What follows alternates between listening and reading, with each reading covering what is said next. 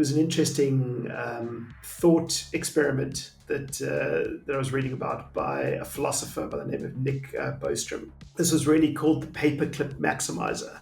Mm-hmm. And I guess it really highlights just a bit of the importance of kind of aligning goals and ethics and, just having clear constraints in AGI development.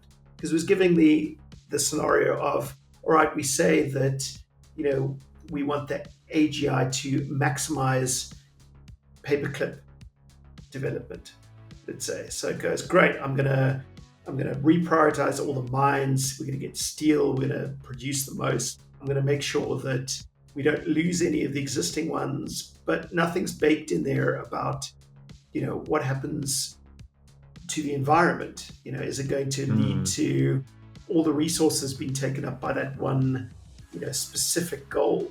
And then humans get involved and go, you're destroying the environment. You've got to stop this. Well, wipe humans out. And again, it comes back to other similar thought experiments that really say we need to be sure that we have all the right for something that can start thinking independently, not consciously necessarily, but creating these thoughts and being able to action them. Do we have those safeguards in place that prevent those existential risks? I can almost see a scenario where, let's say OpenAI announces next year they've developed AGI. And as, the general, we're thinking of all of this right now, right?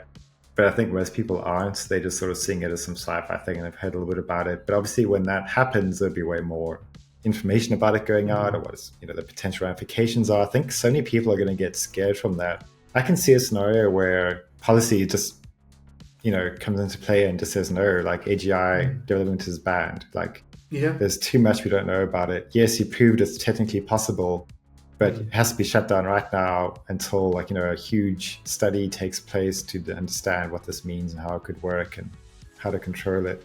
That would be, I think, the best scenario for us, an immediate shutdown and a step back and be like, okay, look, you've proven it's possible. Well done, OpenAI. You get all the money. Cool, you did your job, but we really need to think about this. It can't just be, oh, cool, we got it.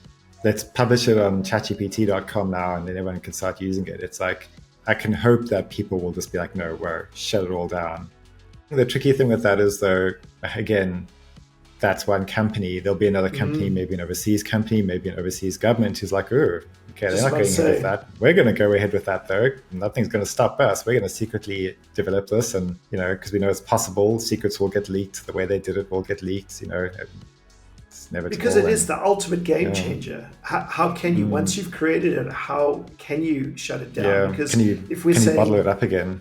Yeah, if we say come back to military, all right, we want to ensure the success of our country, and this can ensure it because it can make way better decisions and quicker decisions. Yeah. You may say to everyone, well, we're going to take the consumer model away, but in the background, all the decisions are being made by this AGI. And as you're saying, Joe, and how could a government not do that? If you're, in some war cabinet and you propose with some huge, powerful technology that can just improve everything around your military capabilities, how could you, from your perspective as the person responsible for the security of your country, say, no, I'm not going to make that decision because we just, we're too scared? No, you'd have to make it. You'd have to go, yes, we do have to take in every bit of, advantage we can get. I'm curious, in video games, cheat codes let you skip months of grinding to unlock special abilities instantly. Have you ever wished for something similar for your software challenges? What if there's a way to instantly access 20 plus years of specialized expertise instead of developing it all internally? What if you could solve in weeks what might otherwise take months or years?